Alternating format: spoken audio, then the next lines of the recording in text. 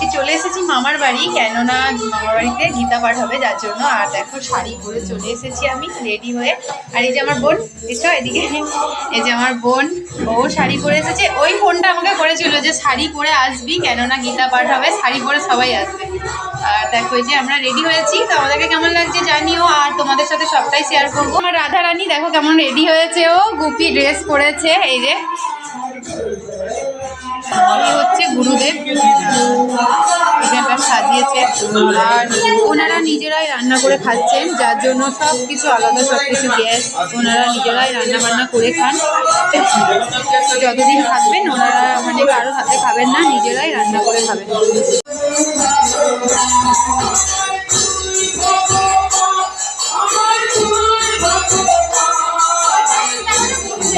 এখানে চলছে মালা গাঁথা এখন।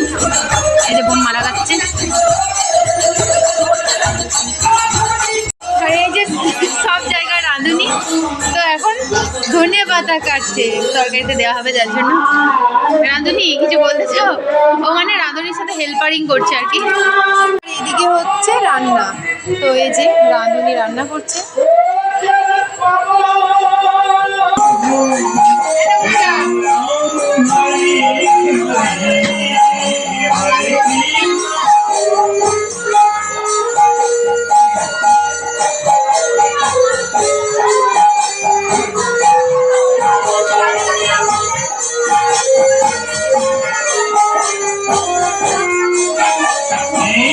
আমারটা সকালে ভালো করে বোঝা যাবে।